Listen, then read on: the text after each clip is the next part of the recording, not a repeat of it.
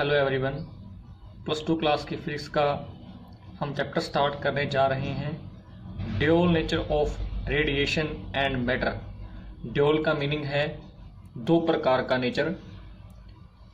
Radiation और matter दोनों ही दो प्रकार का नेचर शो करते हैं। रेडिएशन जो कि एक प्रकार की लाइट है, तो लाइट अपना वेव नेचर भी शो करेगी और लाइट के पास पार्टिकल नेचर भी होता है। उसी प्रकार मैटर, हमारे चारों जो कुछ भी हम देख पाते हैं वो सारा कुछ ही मैटर है। 9th क्लास के अंदर आपने मैटर के बारे में स्टडी किया था। तो मैटर एक खुद पार्टिकल ही है और मैटर के पास दूसरा नेचर वेव नेचर भी है। तो कहने का मीनिंग चाहे रेडिएशन है या मैटर है, दोनों के पास दो प्रकार के नेचर हैं। दोनों के पास वेव नेचर भी है और दोनों के पास पार्टिकल नेचर भी है। इस चैप्टर के अंदर हम इन्हीं के बारे में स्टडी करेंगे, किस प्रकार रेडिएशन वेव और पार्टिकल दोनों प्रकार की तरह बिहेव करती है। लाइट वेव की तरह बिहेव कैसे करती है, आपने वेव ऑप्टिक्स के अंदर ध्यान से पढ़ा होगा कि लाइट जो वेव नेचर अपना शो करती है, तो इसके बेस पर हम interference, diffraction, polarisation, in phenomena को एक्सप्लेन हम तभी कर पाते हैं जब हम ये मान लें कि लाइट का वेव नेचर है। उसी प्रकार पार्टिकल नेचर की हम बात करते हैं। इस चैप्टर के अंदर हम पढ़ेंगे फोटो इलेक्ट्रिक इफेक्ट। आपने बच्चों इसका नाम तो सुना ही होगा। तो लाइट को अगर हम मान लें कि लाइट पार्टिकल नेचर की है, तभी हम एक्सप्लेन कर पाएंगे फोटो इलेक्ट्रिक इफेक्ट को। तो लाइट का वेव नेचर अपनी जगह है और लाइट का पार्टिकल नेचर अपनी जगह है। इन तीनों को एक्सप्लेन करने के लिए हमें ये मानना पड़ेगा कि लाइट वेव की तरह बिहेव कर रही है, और अगर हमें एक्सप्लेन करना हो फोटो इलेक्ट्रिक इफेक्ट को, तो हम ये मानेंगे कि लाइट का पार्टिकल नेचर भी है। लाइट जब वेव की तरह बिहेव करती है तो इन तीनों या इसके अलावा और भी फिनोमिनाज हैं, उनके बारे में आपने स्टडी किया है। इस चैप्टर के अंदर हम फोटो इलेक्ट्रिक इफेक्ट के बारे में स्टडी करेंगे। हम ये स्टडी करेंगे कि लाइट किस प्रकार एक पार्टिकल की तरह बिहेव करती है। चलिए हम यहीं से शुरुआत करते हैं। इसमें फर्स्ट टर्मिनोलॉजी आएगी वर्क फंक्शन की।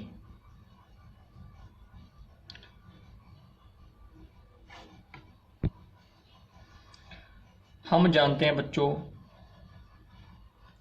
चाहे कोई भी एलिमेंट है, अगर हम मेटल्स की बात करें, वो बहुत सारे एटम से मिलकर बनी है और हर एक एटम के सेंटर में न्यूक्लियस होता है और चारों ओर वेरियस इलेक्ट्रॉन शेल के अंदर इलेक्ट्रॉन्स रिवॉल्व करते हैं। जो इलेक्ट्रॉन्स सबसे बाहर की ओर रिवॉल्व करते हैं उनको बोलते हैं वैलेंस इलेक्ट्रॉन्स। फर्स्ट शेल में 2 इलेक्ट्रॉन होते हैं, सेकंड में 8 और इस प्रकार थर्ड शेल में 18 इलेक्ट्रॉन होते हैं। 2n² के फॉर्मूले के अकॉर्डिंग हम बता सकते हैं कि शेल में कितने इलेक्ट्रॉन है। यहाँ पर n है नंबर ऑफ शेल। जो इनर शेल के इलेक्ट्रॉन्स होते हैं वो न्यूक्लियस के साथ स्ट्रॉन्गली बाउंड होते हैं। इसके अलावा अगर हम बात करें बाहर के वैलेंस इलेक्ट्रॉन्स की ओर, या इनको हम फ्री इलेक्ट्रॉन्स भी बोलते हैं, इनकी जो बाउंडेशन होती है, इनकी अटैचमेंट होती है इस न्यूक्लियस के साथ, वो काफी कम होती है। ये जो फ्री इलेक्ट्रॉन्स होते हैं, वैलेंस इलेक्ट्रॉन्स होते हैं, ये मेटल्स के अंदर घूम सकते हैं, पर ये मेटल के सरफेस को बिना किसी एनर्जी प्रोवाइड किए इसको लीव नहीं कर सकते, क्योंकि जैसे वो इलेक्ट्रॉन आउटर मोस्ट शेल का इस मेटल के सरफेस को लीव करने की कोशिश करेगा, इस न्यूक्लियस का प्लस चार्ज उसको ऐसा करने से रोकेगा, क्योंकि न्यूक्लियस के ऊपर प्लस चार्ज होता है और इलेक्ट्रॉन के ऊपर होता है नेगेटिव चार्ज। जैसे वैलेंस इलेक्ट्रॉन इस मेटल के सरफेस को लीव करने के लिए बाहर की ओर जाएगा, तो इस न्यूक्लियस का प्लस चार्ज, पॉजिटिव चार्ज, इसको ऐसा करने से रोकेगा। अगर हम चाहते हैं ये फ्री इलेक्ट्रॉन इस मेटल के सरफेस को लीव कर दे, छोड़ दे, इसके लिए हमें इस वैलेंस इलेक्ट्रॉन को कुछ ना कुछ एनर्जी प्रोवाइड करनी पड़ती है, और उसी एनर्जी को हम क्या बोलते हैं, वर्क फंक्शन। तो बच्चों वर्क फंक्शन को डिफाइन किस प्रकार से करेंगे? वर्क फंक्शन वो मिनिमम एनर्जी है जो हम प्रोवाइड करते हैं किसी मेटल में, ताकि उसके आउटर मोस्ट शेल के इलेक्ट्रॉन्स वो एनर्जी लें और उस मेटल सरफेस को लीव कर दें। तो कम से कम कितनी एनर्जी हमें प्रोवाइड करनी पड़ेगी ताकि वो वैलेंस शेल के इलेक्ट्रॉन आसानी से उस मेटल के सरफेस को छोड़ दें। उस एनर्जी को हम क्या बोलते हैं? वर्क फंक्शन बोलते हैं। किसी मेटल का जो वर्क फंक्शन है उसको हम डिनोट करते हैं फाई नोट से। ये सिंबल है वर्क फंक्शन का, और वर्क फंक्शन को मेजर करते हैं इलेक्ट्रॉन वोल्ट में, क्योंकि एक प्रकार की ये एनर्जी ही है जिस एनर्जी के इलेक्ट्रॉन को जरूरत है ताकि वो इलेक्ट्रॉन वो एनर्जी को लेकर मेटल के सरफेस को लीव कर दे। तो इलेक्ट्रॉन वोल्ट में इस वर्क फंक्शन को मेजर किया जाता है। सोडियम का वर्क फंक्शन है 2.75 इलेक्ट्रॉन वोल्ट। कैल्शियम मेटल का वर्क फंक्शन है 3.20 इलेक्ट्रॉन वोल्ट। इसका मीनिंग, अगर हम चाहते हैं कि सोडियम मेटल का जो आउटर मोस्ट इलेक्ट्रॉन है वो सोडियम मेटल के सरफेस को लीव कर दे, तो उस इलेक्ट्रॉन को ऐसा करने के लिए 2.75 इलेक्ट्रॉन वोल्ट एनर्जी की जरूरत है। वर्क फंक्शन की जो वैल्यू है हर एक मेटल के लिए अलग अलग होती है। सोडियम कैल्शियम के बारे में तो बता दिया। सबसे लोएस्ट जो वैल्यू है वर्क फंक्शन की वो सीजियम मेटल के लिए होती है, दैट इज 2.14 इलेक्ट्रॉन वोल्ट। और मैक्सिमम वैल्यू है वर्क फंक्शन की किसी मेटल के लिए वो है प्लेटिनम के लिए, और वो वैल्यू है 5.65 इलेक्ट्रॉन वोल्ट। जितना किसी भी मेटल का वर्क फंक्शन ज्यादा होगा उतना मुश्किल होता है उस मेटल के सरफेस में से आउटर मोस्ट इलेक्ट्रॉन को लीव करवाना। किसी मेटल का वर्क फंक्शन डिपेंड करता है, फर्स्ट पॉइंट है टेम्परेचर ऑफ मेटल। उस मेटल का टेम्परेचर कितना है उस पर डिपेंड करेगा मेटल का वर्क फंक्शन। मेटल का वर्क फंक्शन और डिपेंड करता है इसके नेचर पर, नेचर ऑफ मेटल, कि मेटल किस नेचर की है, वो मेटल कॉपर है, आयरन है, जिंक है, तो इन पर भी डिपेंड करती है उस मेटल के लिए वर्क फंक्शन की वैल्यू। और किसी मेटल का वर्क फंक्शन डिपेंड करता है उस मेटल सरफेस में कितनी इम्प्योरिटीज प्रेजेंट है। तो ये 3 फैक्टर है जिन पर डिपेंड करेगा किसी भी मेटल का वर्क फंक्शन। नेक्स्ट टॉपिक है बच्चों हमारा इलेक्ट्रॉन इमिशन। इमिशन का मीनिंग होता है इमिट होना, निकलना। जब किसी मेटल के सरफेस में से इलेक्ट्रॉन्स इमिट होते हैं तो इस फिनोमिनन को हम बोलते हैं इलेक्ट्रॉन इमिशन। और हम जानते हैं मेटल के सरफेस में से इलेक्ट्रॉन्स तभी इमिट होंगे जब हमारे द्वारा सप्लाई की गई एनर्जी की जो वैल्यू है वो कम से कम मेटल के वर्क फंक्शंस के बराबर हो, तभी इलेक्ट्रॉन इमिट होंगे। जो एनर्जी हमने सप्लाई की है अगर उसकी वैल्यू मेटल के वर्क फंक्शन से कम होगी तो इलेक्ट्रॉन्स का इमिशन नहीं होगा।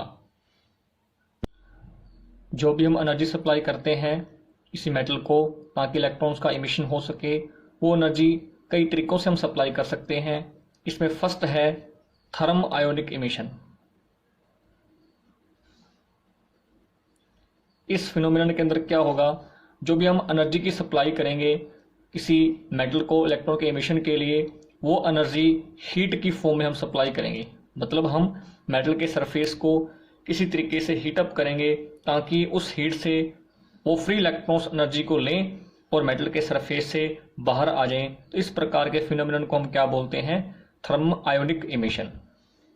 इसी में आगे सेकंड है फोटो इलेक्ट्रिक इमिशन। फोटो का मीनिंग बच्चों आप जानते हो लाइट है। तो इस इमिशन केंद्र के लिए हम क्या करेंगे, उस मेटल के सरफेस पर, जो मेटल का सरफेस जिसमें से हम इलेक्ट्रॉन्स इमिट करना चाहते हैं, उस मेटल के सरफेस पर हम सुइटेबल फ्रिक्वेंसी की रेडिएशन हम फॉल करवाते हैं। और अगर ऐसा होगा जब हम सुइटेबल फ्रिक्वेंसी रेडिएशंस उस मेटल के सरफेस पर फॉल करवाते हैं तो उन रेडिएशंस के पास जो एनर्जी है वो एनर्जी वो इलेक्ट्रॉन्स लेंगे। मेटल के सरफेस में जो इलेक्ट्रॉन्स मौजूद हैं वो इलेक्ट्रॉन्स वो एनर्जी को लेंगे और मेटल के सरफेस से तभी बाहर आएंगे जब उनको जो एनर्जी दी जा रही है वो एनर्जी इस मेटल के वर्क फंक्शन से ज़्यादा होगी। तो इसका नाम है फोटोइलेक्ट्रिक इमिशन। इसी में थर्ड पॉइंट है फील्ड इमिशन, जिसका एक और नेम है कोल्ड कैथोड इमिशन। इस इमिशन के अंदर हम क्या करेंगे, मेटल के सरफेस में से इलेक्ट्रॉन्स के इमिशन के लिए हम एक स्ट्रॉन्ग इलेक्ट्रिक फील्ड अप्लाई कर देंगे।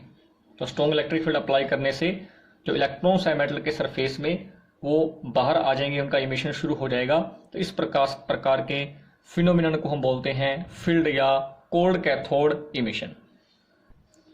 फोर्थ इसमें वे है दैट इज सेकेंडरी इमिशन।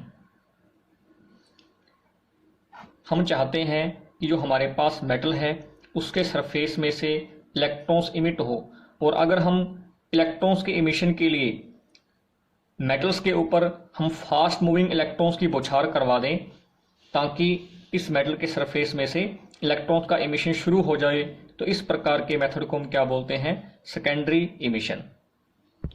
इस इमिशन के अंदर क्या होगा, जो फास्ट मूविंग इलेक्ट्रॉन्स हम मेटल के सरफेस पर गिरा रहे हैं उन फास्ट मूविंग इलेक्ट्रॉन्स की एनर्जी को इस मेटल में फ्री इलेक्ट्रॉन्स जो मौजूद हैं वो एनर्जी को ले लेंगे और मेटल के सरफेस से बाहर आएंगे, पर तभी बाहर आएंगे जब इनको जो एनर्जी मिल रही है वो इस मेटल सरफेस के इस मेटल के वर्क फंक्शन से ज़्यादा होगी। तो इस प्रकार के इमिशन का नाम है सेकेंडरी इमिशन। कल हम शुरू करेंगे बच्चों फोटो इलेक्ट्रिक इफेक्ट। तो आज के लिए जो बेसिक पॉइंट्स मैंने आपको बताए हैं उनको आपने अच्छे से रिवाइज करना है, अच्छे से इनको पढ़ना है आपने अपनी रेफरेंस बुक में से। तो चलिए हम कल मिलते हैं। Thank you.